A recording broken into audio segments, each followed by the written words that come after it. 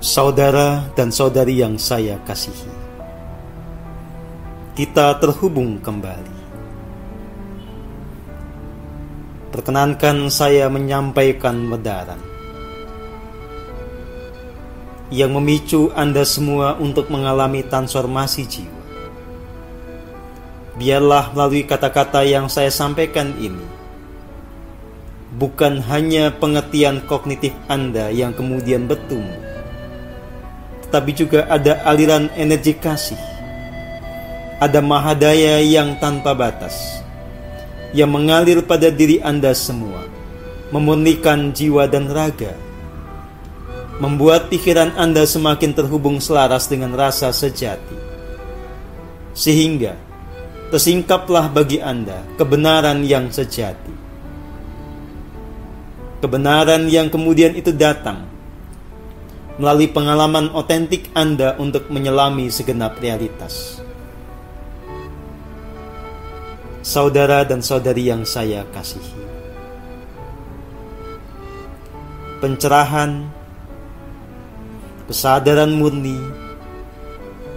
memang datang lewat laku, lewat sebuah proses kultivasi atau latihan spiritual yang intensif, sungguh-sungguh, tekun dan penuh ketulusan. Segenap yang saya katakan, sekali lagi hanya sebuah pemicu agar Anda kemudian bisa mendapatkan kebenaran sejati saat Anda menyelami keheningan, dan tersingkap bagi Anda semua realitas sebagaimana yang saya ungkapkan.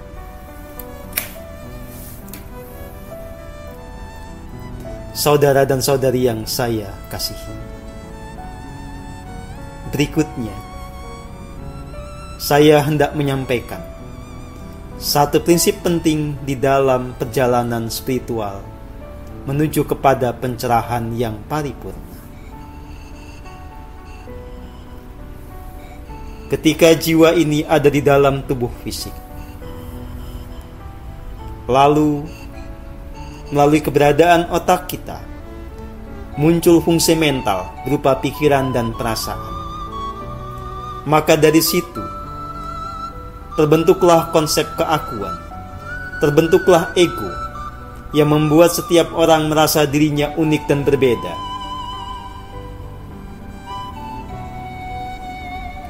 Dengan egonya ini, setiap manusia kemudian bisa punya keinginan. Keinginan yang muncul dari ego ini disebut sebagai keinginan yang egoistik.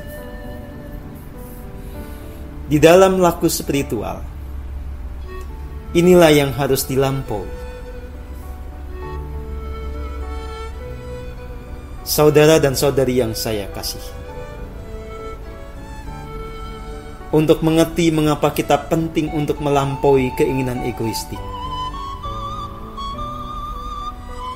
saya perlu membahasnya dengan kembali mundur untuk mengerti bahwa sebagai manusia kita punya free will atau kehendak bebas.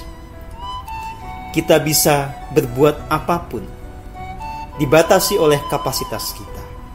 Sebagai contoh, saat ini Anda bebas untuk mendengarkan kata-kata saya, mendengarkan wedaran saya, atau langsung menyudahinya. Anda juga bebas, walaupun Anda menerima audio dari saya, untuk tidak membukanya.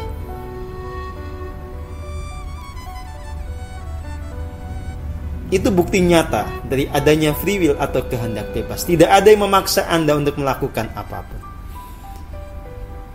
Pembatas dari free will ini adalah kapasitas. Jika pendengaran Anda masih baik, Anda punya kuota internet, dan punya piranti untuk mendengarkan audio saya, maka pilihan Anda untuk mendengarkan audio saya dan belajar dari situ akan terrealisasi. Jika tidak, tentu saja tidak terjadi.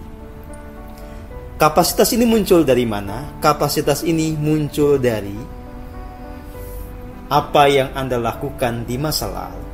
Kapasitas ini sebetulnya adalah buah karma Anda sendiri. Nah, saudara dan saudari yang saya kasihi, Karena kita punya free will inilah, maka kita perlu menentukan apa yang betul-betul kita pilih untuk kita putuskan dan lakukan pada setiap momen. Dan faktanya, begitu kita punya free will, kita juga kemudian terikat oleh hukum sebab akibat. Hukum jagat raya yang pasti mencakup meliputi diri kita semua. Setiap pilihan, keputusan, dan tindakan kita punya resiko, punya konsekuensi. Berdasarkan ini semua, maka kita harus mengambil sebuah keputusan dan tindakan yang tepat. Kembali kepada keinginan egoistik yang tadi sudah kita bahas. Jika kita mengikutinya, maka bisa dipastikan keputusan dan tindakan kita akan keliru. Keinginan egoistik itu adalah satu antitesis dari kehendak jiwa untuk mengikuti sepenuhnya kehendak dari sang sumber hidup. Jadi saudara dan saudari yang saya kasihi, mengertilah, pada setiap momen, pada setiap waktu, di dalam diri Anda itu pasti ada dua sumber kehendak. Satu, pikiran Anda memunculkan kehendak egoistik. Kemudian di dalam relung jiwa Anda, yang Anda bisa mengerti dengan rasa sejati Anda, itu bisa muncul apa yang disebut sebagai kehendak yang maha agung. Itu adalah petunjuk, titah. Itu adalah tuntunan yang agung dari sang sumber hidup. Laku spiritual menyarankan kita untuk melampaui keinginan egoistik. Maksudnya adalah jangan pernah ikuti keinginan yang muncul dari pikiran, dari keakuanmu, ketika itu bertentangan dengan apa yang muncul dari relung jiwa.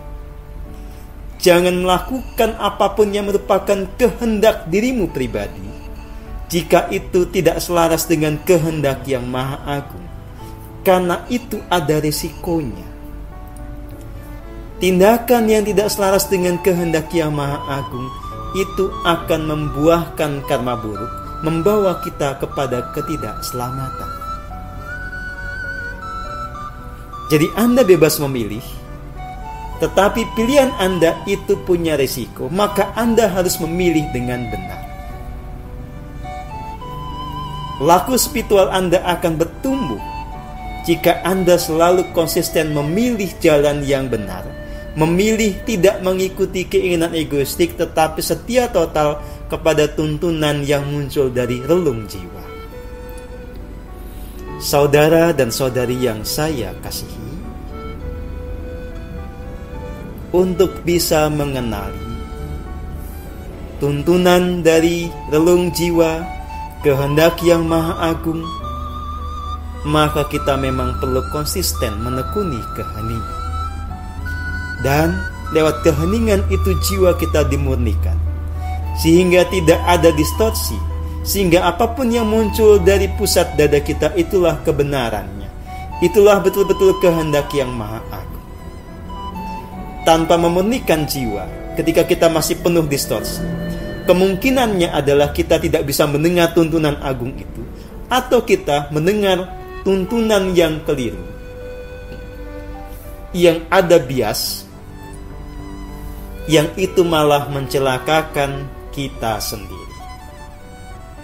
Maka ini menegaskan kembali kenapa kita harus memurnikan jiwa terus-menerus, supaya tidak ada distorsi di dalam diri, supaya kita bisa menemukan kejernihan dalam mengambil keputusan mengikuti tuntunan agung dari sang sumber hidup. Saudara dan saudari yang saya kasihi,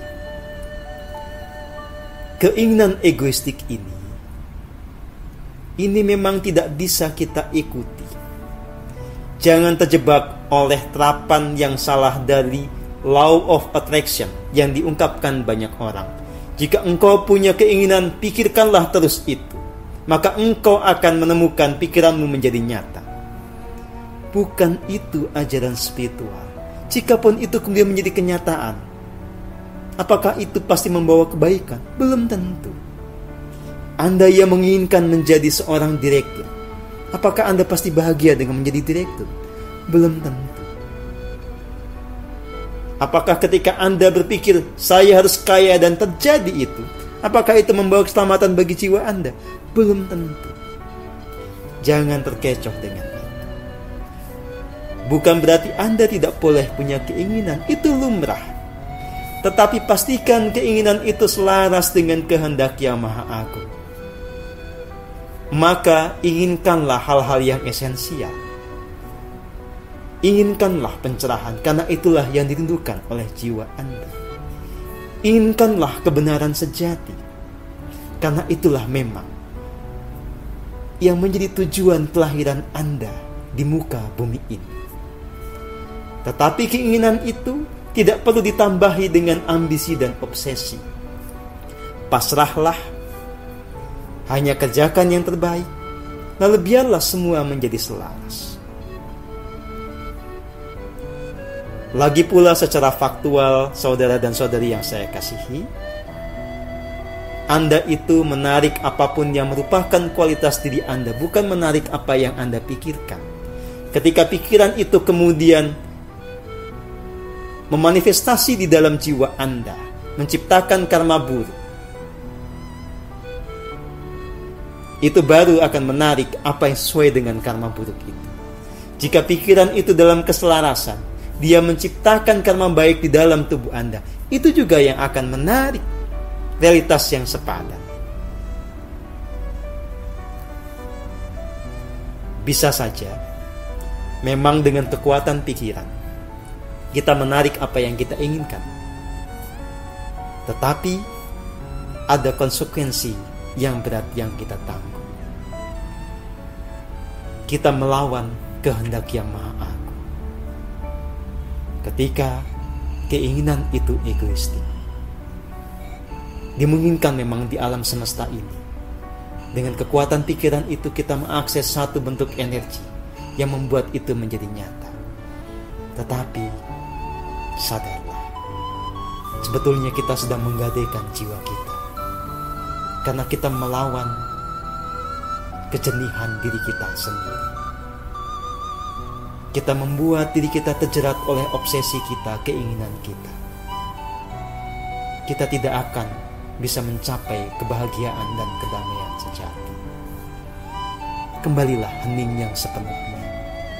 Pasrahkan diri, biarlah yang menjadi nyata adalah kehendak Sang Maha Agung. Biarlah hidup kita selaras dengan rancangan agung. Sang ego kita lampaui. Maka dengan begitu kita bisa menemukan kebahagiaan dan kedamaian sejati. Damailah semua jiwa.